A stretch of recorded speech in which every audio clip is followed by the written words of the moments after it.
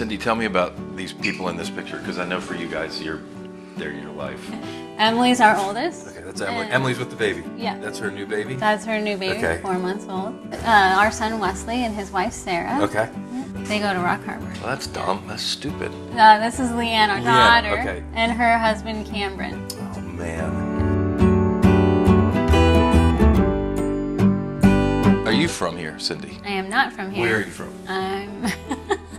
You really want to know? I do. No, yeah, I want the whole story. I'm actually from the San Fernando Valley. Okay. So You're a Valley girl. I'm a Valley girl. Valley She's an 80s Valley girl. Oh, my gosh. Like, oh my God. Oh, it comes out kind of natural. What? How did you end up meeting? You guys met at Azusa, is that right? So our very first official date, I asked him if he would take me motorcycle riding. Well, he had no idea what my upbringing was. And my whole family was like desert rats. Okay. So I said, can I ride it? And he goes, sure. I hopped on, buzzed up the hill, did a wheelie, came back down and parked the bike. And he was speechless. No, speechless. So this is a girl I'm going to have to keep up with. Done.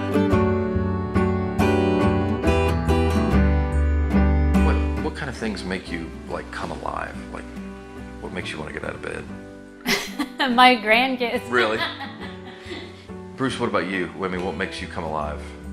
Relationships, really. Yeah. I saw my parents, they were missionaries in Africa and South America, but when we came back to the States, they were missionaries here in Newport Beach. Really? So they really plugged into relationships. They led Bible studies. They were really courageous in investing in people and relationships. That's so cool. When were you born? 1962, when they moved to Guyana. Guyana. Guyana and Suriname. I was born in Suriname. Okay. Moving here from Africa, I always felt like an outsider, and I still do. Like the people that I live around, even in this neighborhood, are type A. They're driven. In order to be so successful, they have to be very competitive and everything, and that's just not in my nature. Yeah. But on the positive, it's been very grounding because we kind of do our own thing. Yeah. And we haven't had a 5-year plan and a 10-year plan, and we don't do all the things a lot of people that do around us. And there's a lot of brokenness all around us and a lot of challenges, but we haven't gone through that. When I was flying with my dad, it always seemed really complicated with trim and mixture, a lot of things going on.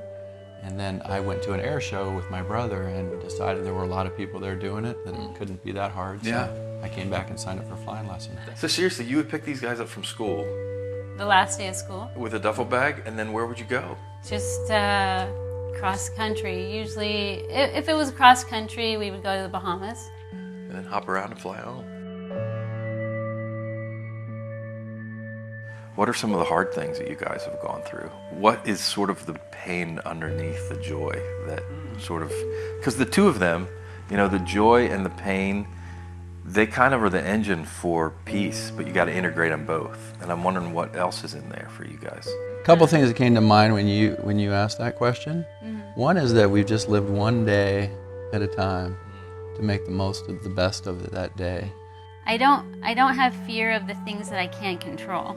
For him flying, for instance, like people ask me all the time, does it make you nervous? Do you freak out? I'm like, no, like why? Like, because that's something I can't control. It's out of my control. It's really like, okay, God, he's yours. Like, we have a very similar story because when we lived in the Inland Empire and I was building big custom homes, we built our own custom home out there, and it was like 3,200 square feet, big lot.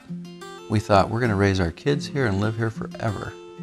And then the economy changed and things slowed down and I couldn't do that anymore, and I got a new job managing property, and we ended up moving here. And we lived in a little small house. We moved to a 1,600 square foot house, and we were happy as can be in that little house. Didn't make any difference whether we were in a little box. It was that we were together. That's so cool. That was what was important,